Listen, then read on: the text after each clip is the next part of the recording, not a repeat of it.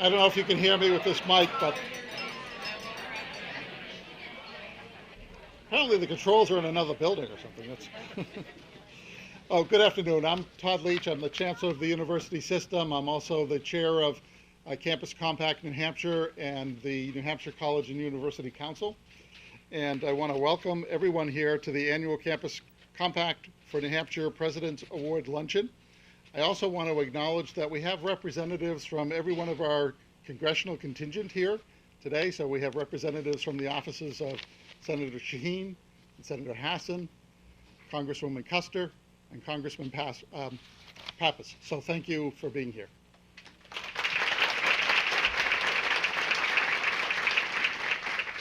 Campus Compact for New Hampshire is part of a national coalition of more than 1,100 colleges and universities committed to building community partnerships while educating students committed to service.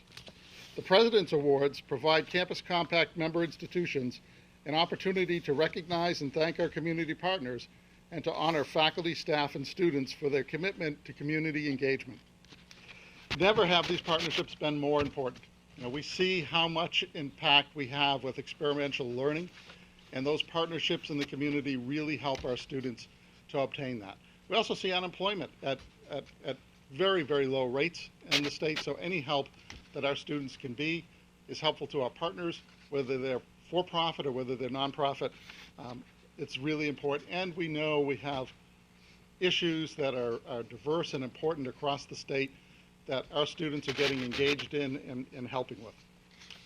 So today, you'll hear from Joyce Craig, Mayor of Manchester, who will share a video with us. And by the way, when the video ends, staff will come around and direct tables to the buffet. So yes, you will eventually eat now that we have the microphone working.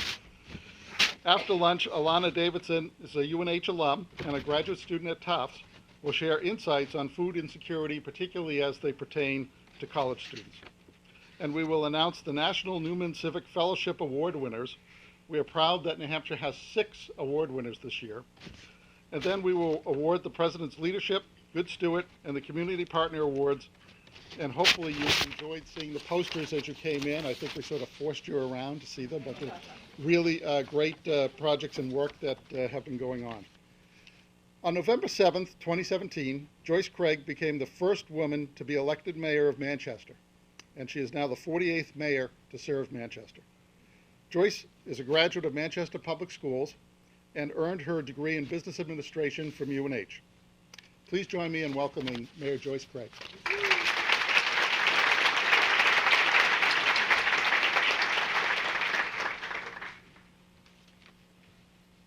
Have to do this.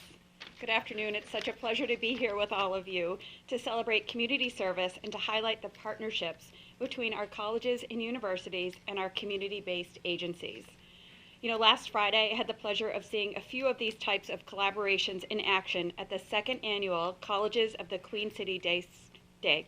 It's a day of service where students, faculty, and staff, many of whom are here today, participated in volunteering for nonprofits to better help organizations in Manchester and make Manchester stronger. The students I met and spoke to were both passionate about their work and about building a stronger community. Here in Manchester, we're delighted to be working closely with the New Hampshire College and University Council on the Gear Up project. In the next fiscal year, the Manchester School District will receive $1.5 million in federal funds, ensuring 2,000 students in our middle school and high schools have access to academic support, career exploration, and college planning to help them prepare and succeed after high school. This grant will fund at least 2 additional guidance office staff in each of our middle schools. It will also provide 3 week-long camps focused on building trades, STEM, and then the MST programming. And it also provides trauma-informed professional development for our teachers and so much more. And while the partnership will help students in Manchester, the Council's commitment to students and increasing college access extends well beyond the city of Manchester.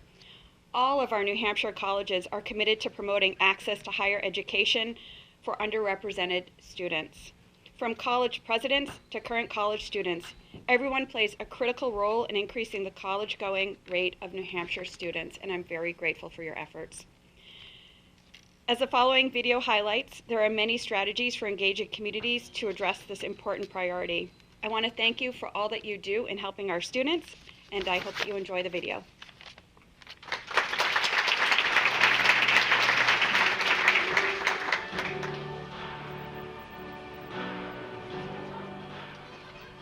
I think we're living in a time today where college is a scary place and people hear it's an expensive place. We use crazy terms like bursar and registrar, and what does it mean to enroll and become a student? If there isn't somebody to help assist and guide you through that process, it can be daunting. I've always been passionate about seeing students succeed, particularly students who don't have support systems at home that encourage them to be successful.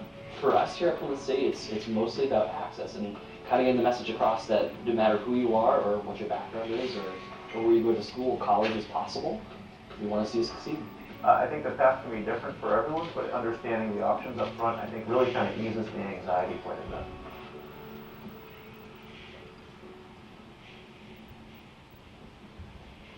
Our program is unique in that it serves Manchester public high school students who might be underrepresented in higher ed. So students who are low income, first generation college students, immigrant students, refugee students, they earn high school credit. So for every course that they take, with us, they're earning a half credit for their high school diploma. I really do have the best job. We serve a community need.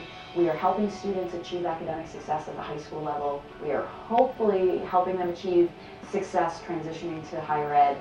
And I think we're providing an incredible community. I feel very strongly that our success is because we partner. It's that we are working with teachers in the high schools, we're working with counselors in the high schools.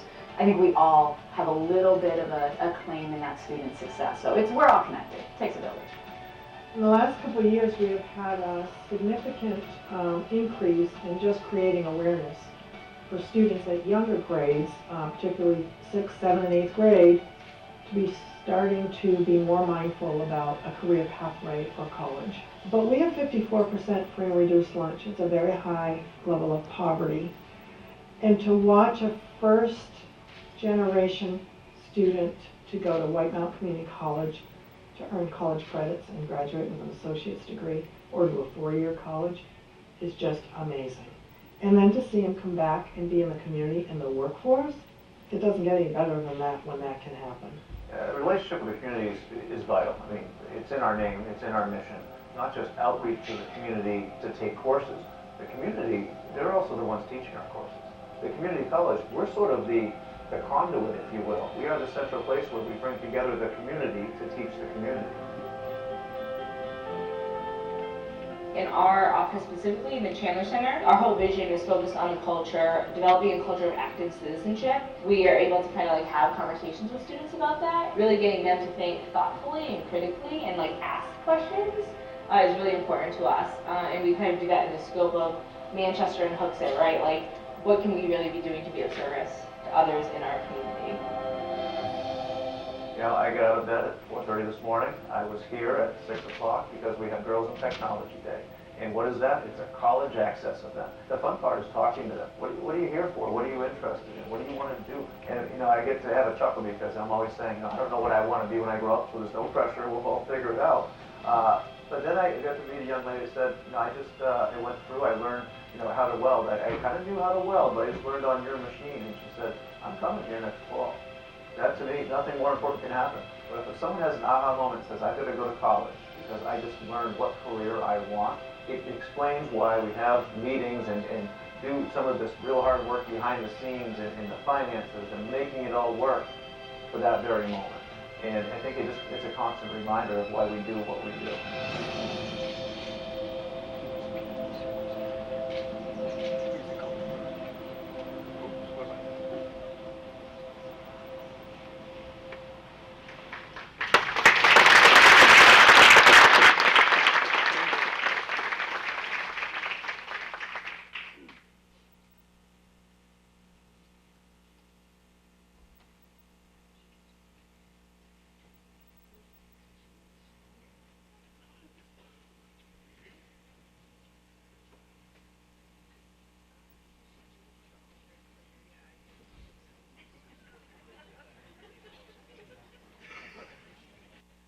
voices of our Newman Civic Fellows inform our shared efforts. And now I'd like to announce the New Hampshire Newman Civic Fellows for 2019. I'll actually just hold your applause at the end. Not all of the Newman Civic Fellows can do this, and so we'll ask them to stand and be recognized. So first, we have Jacob Placencia from NHTI Concord Community College.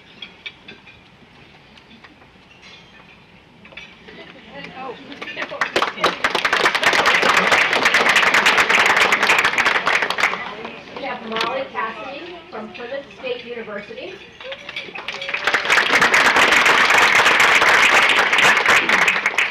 Makissa Bronson from Dartmouth College.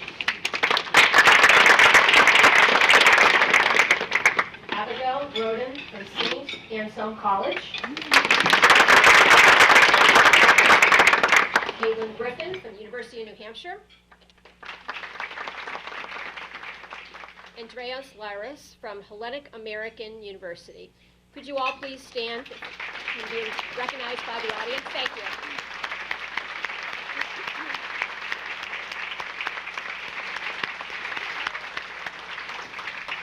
Thank you all for the terrific work you've been doing, and we look forward to hearing more about your fellowship.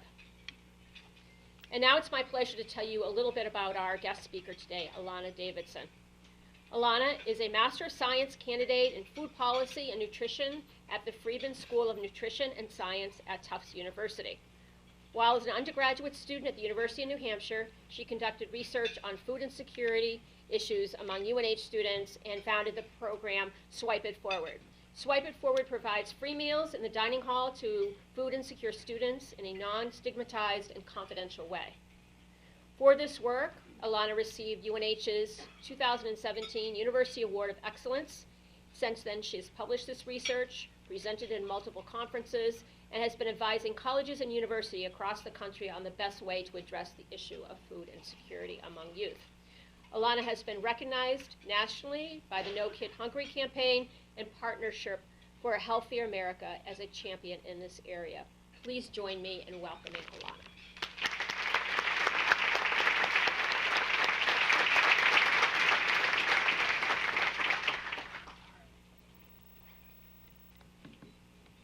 Good afternoon, everyone. What an honor it is to be here with you all today.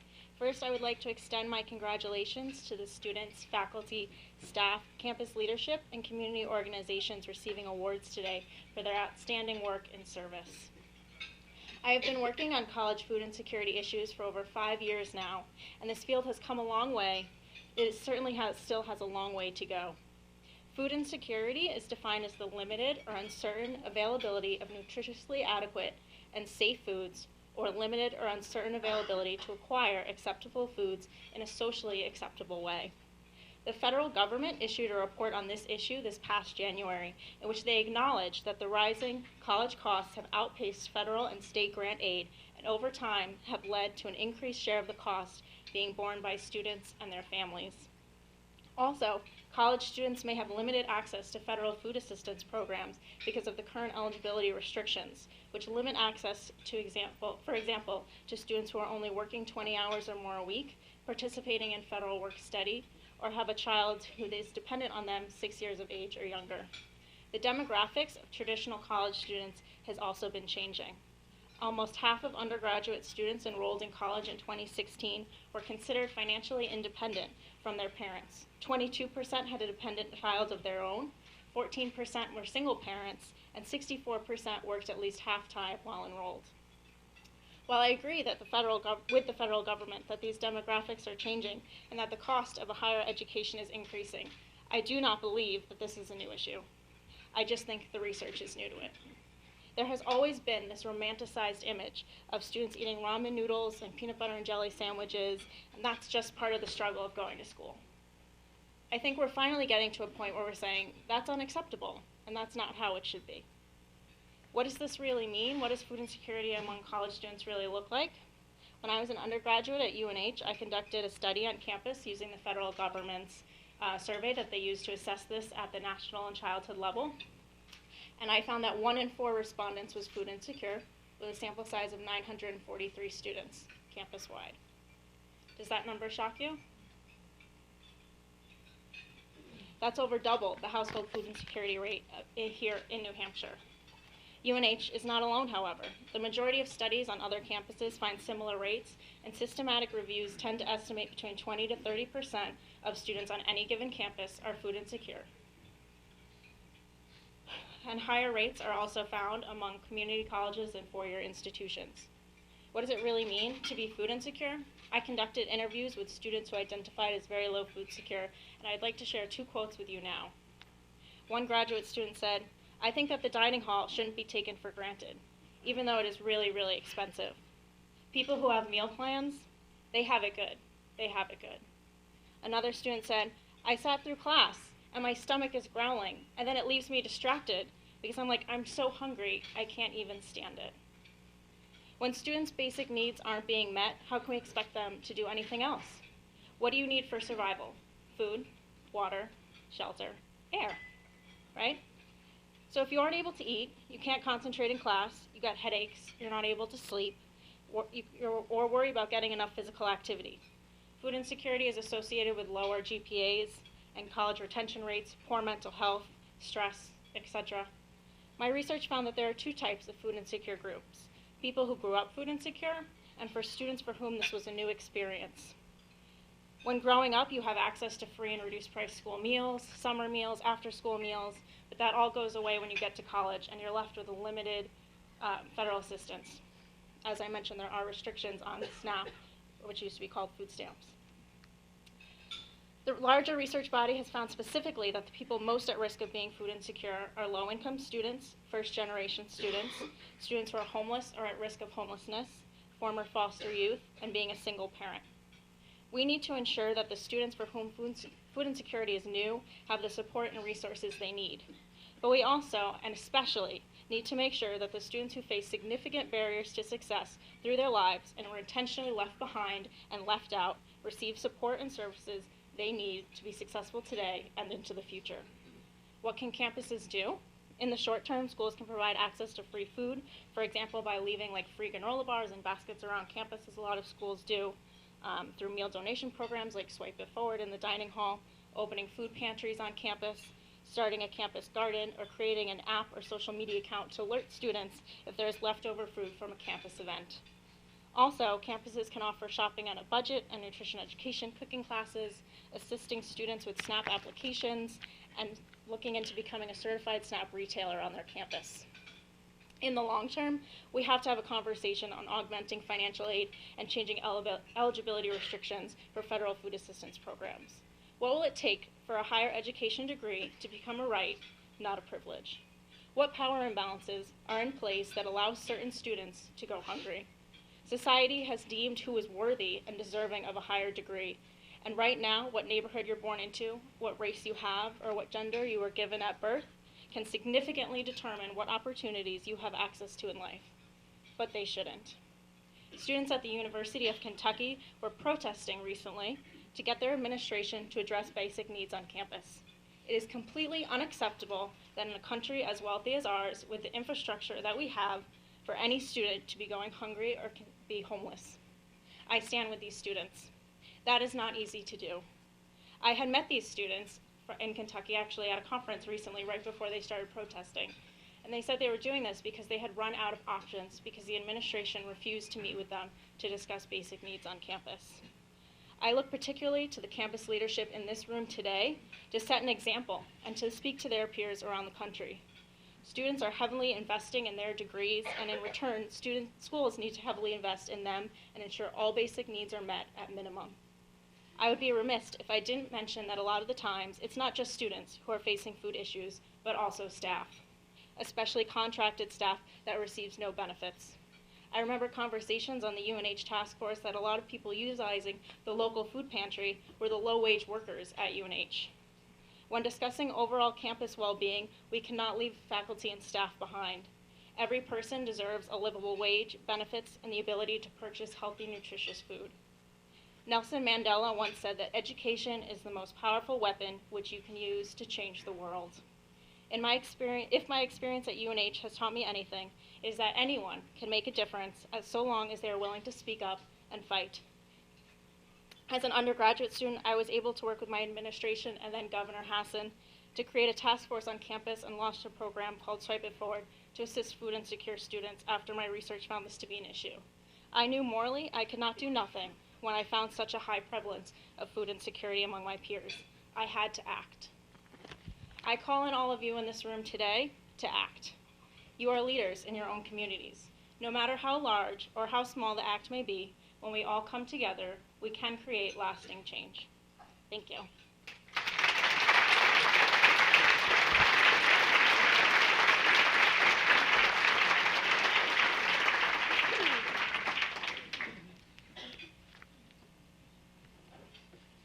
Thank you again, Alana.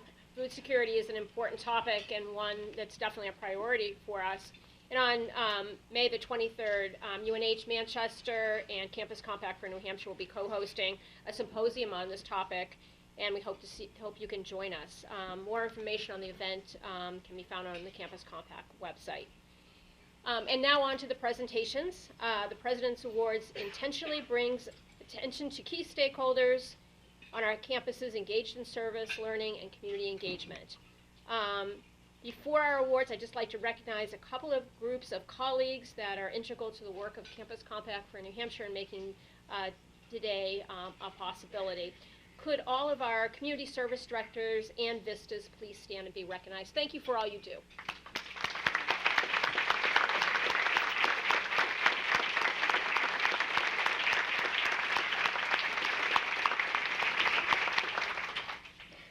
And now for the awards. If you'd like to learn more information about the recipients, please take a few minutes to look at the posters this year. They're out in the foyer.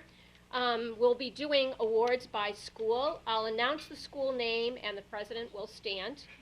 And as each award recipient's name is read, the recipient should stand to receive their award at their table from the president or the person representing the campus. And then we would just ask that everybody kind of hold the applause to the end of the school. We have 3 categories of awards we're giving out this year. The first is the President's Leadership Award, and this is for an individual student or student organization that has made outstanding contributions to community service, service learning, and or civic engagement efforts on their campus. This award is for students or student organizations that have made service an integral part of their college experience as evidenced through their contribution to the community. The recipients of this award show both a breadth and depth of involvement to a community organization or social issue and demonstrate leadership that translates into creating impact in their community. The second set of awards is the President's Good Steward Award, and those go for a member of the faculty, administration, or staff who have contributed his or her professional expertise in service to the wider community and who have significantly advanced public service on their campus.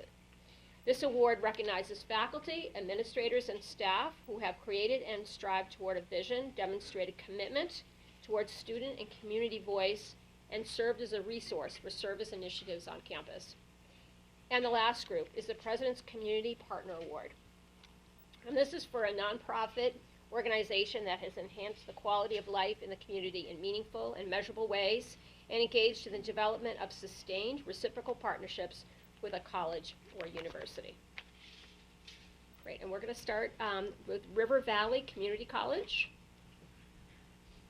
We have the President's Leadership Award going to Patrick Robertson. We have the President's Good Steward Award going to Kevin McFarland. And finally, we have the President's Community Partner Award going to Southwestern Community Services. Congratulations to River Valley.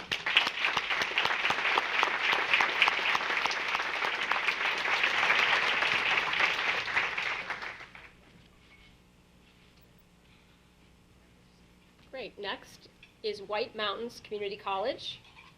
We have the President's Leadership Award going to Tiffany Poirier. The President's Good Steward Award going to Dr. Mary Orff. And the President's Community Partner Award goes to Conway Area Humane Society. Congratulations.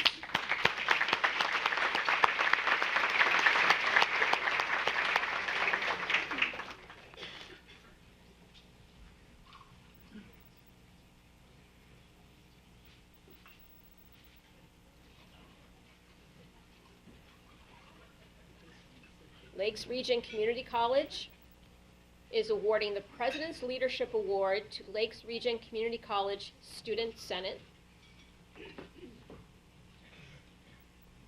And the President's Community Partner Award is going to the New Beginnings Crisis Center. Congratulations to our friends, Lakes Region.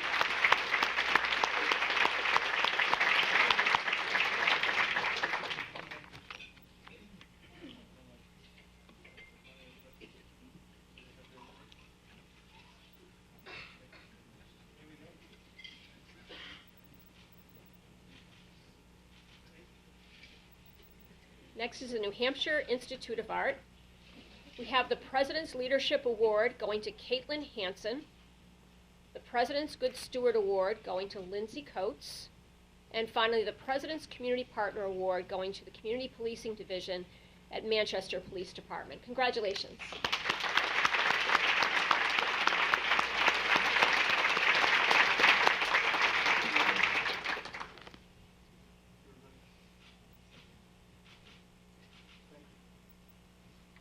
Next is Plymouth State University.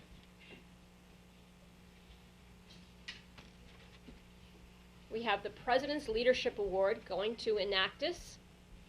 We have the President's Good Steward Award going to Rochelle Lyons. And finally, the President's Community Partner Award going to D. Akers. Congratulations to Plymouth.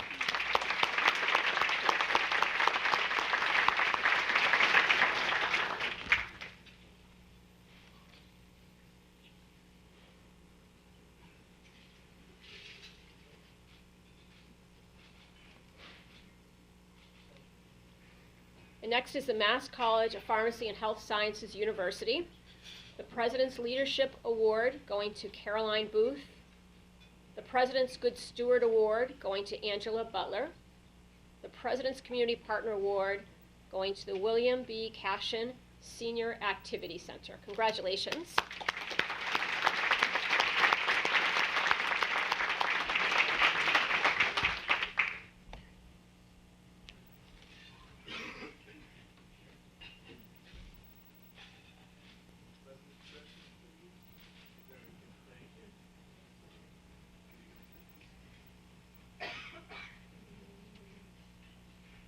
Next is St. Anselm College. We have the President's Leadership Award going to Aaron McCosh. The President's Good Steward Award going to Dr. Ben Horton. The President's Community Partner Award going to Manchester Housing and Redevelopment Authority. Congratulations, St. Anselm.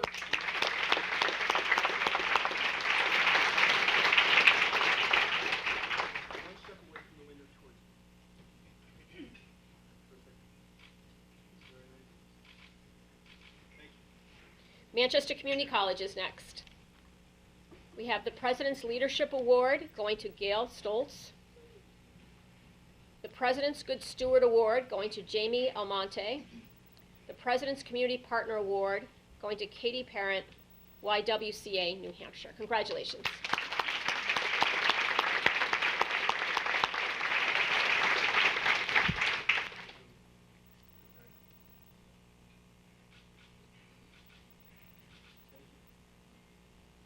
Next is New England College.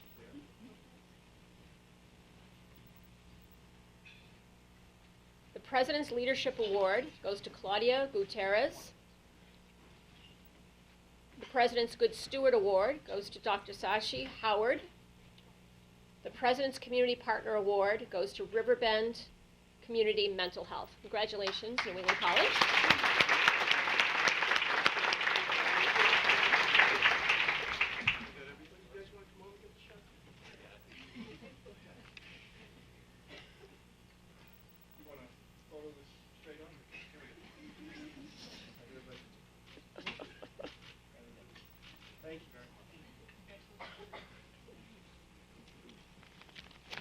Next is Keene State College.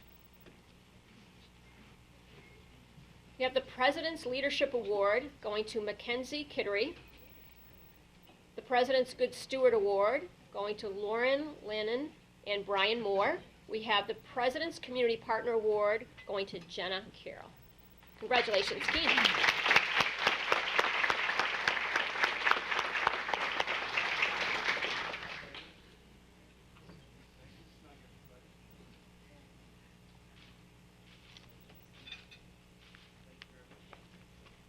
Southern New Hampshire University is next.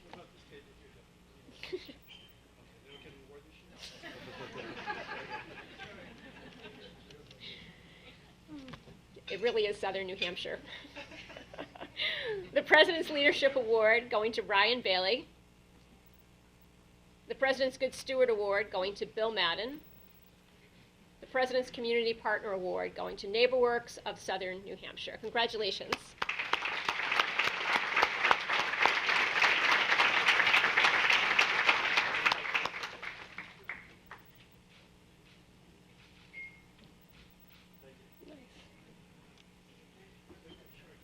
Great Bay Community College is next. We have the President's Leadership Award going to Samantha Glenn. The President's Good Steward Award going to Mike Harrison. And the President's Community Partner Award going to Haven. Congratulations, Great Bay.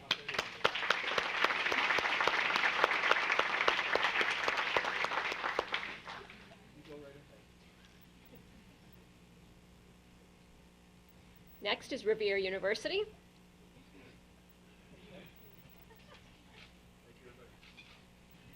Almost ready, Deb. Thank you. Okay. Good job. We have the President's Leadership Award going to Casey Duckworth. The President's Good Steward Award going to Sister Joan Joyle. And the President's Community Partner Award going to the Family Promise of Greater Nashua at Anne Marie House. Congratulations to Riviere.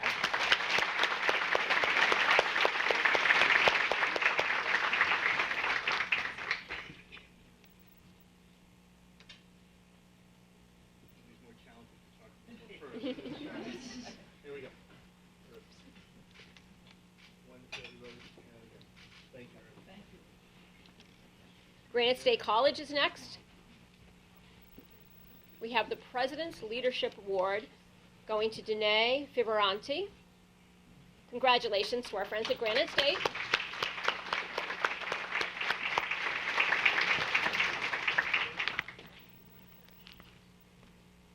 Next up is Franklin Pierce University.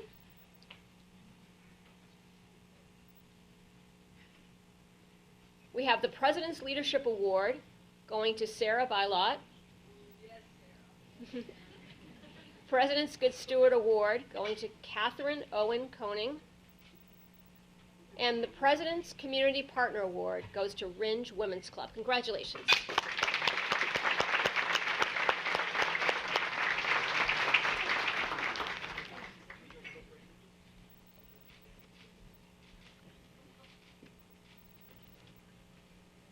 Nashua Community College is next. We have the President's Leadership Award going to the Windows Literary Magazine. We have the President's Good Steward Award going to Claudia Castano. And finally, the President's Community Partner Award goes to One Greater Nashua Coalition. Congratulations.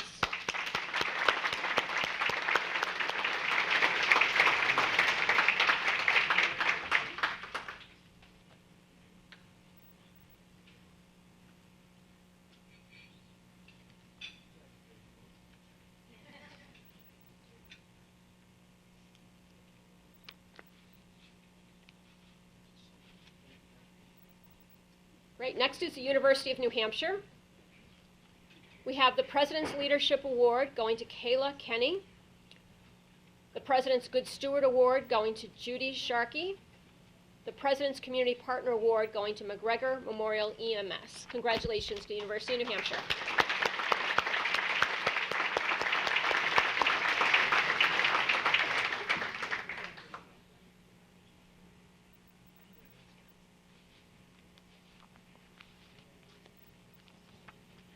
Next is University of New Hampshire at Manchester.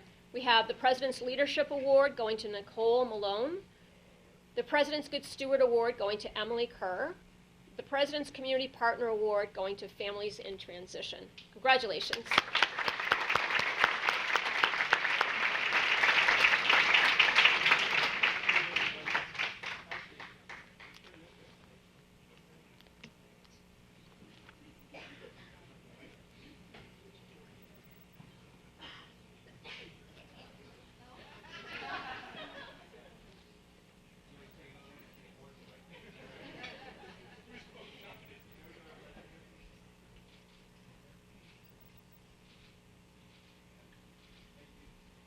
Great. Next is NHTI, Concord's Community College. We have the President's Leadership Award going to Kristen Sandiford, the President's Good Steward Award going to Susan Kenna, and finally the President's Community Partner Award goes to the American Foundation for Suicide Prevention of New Hampshire. Congratulations.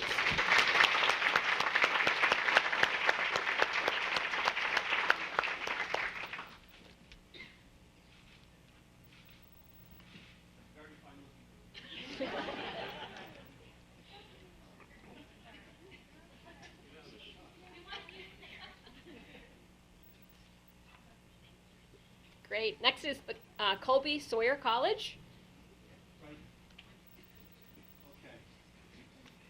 We have the President's Leadership Award going to Michael Queen, the President's Good Steward Award going to Donna Brennan. The President's Community Partner Award goes to AmeriCorps Victim Assistance Program. Congratulations, Colby Sawyer.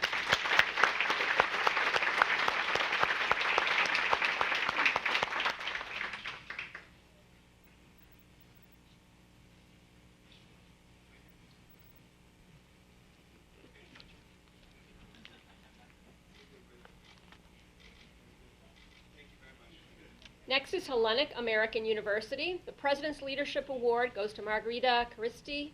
The President's Good Steward Award to Maria Agarasto. The President's Community Partner Award to Best Buddies. Congratulations to our friends at Hellenic.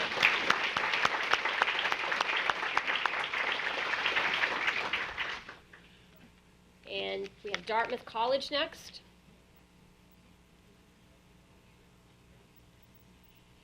The President's Leadership Award goes to Amarith Alulu. The President's Good Steward Award goes to Eugene Karosky. The President's Community Partner Award goes to Hartford Autism Regional Program. Congratulations, Dartmouth.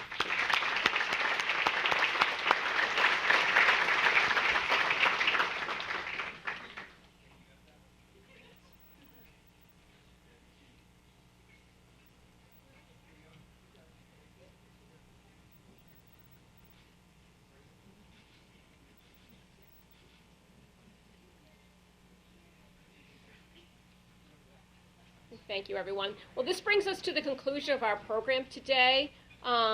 Before we conclude, I just want to ask if you are a Newman Fellow, if you could join me up here at the podium at the conclusion for a photo. That would be awesome. I'd just like to really thank the Campus Compact for New Hampshire and NHCU staff for making today's program a great success, and to Alana Davidson and Mayor Craig, the Newman Fellows who joined us today. And I think a very special thanks to the college presidents for their leadership in this work. Without the community service directors, none of this would happen, so we definitely appreciate the good work that they do, the students and community partners for the important work they are doing and the role they play in today's celebration. Thank you for joining us today. Please enjoy the rest of the day, and I wish you a safe trip home. Thank you very much for joining us today.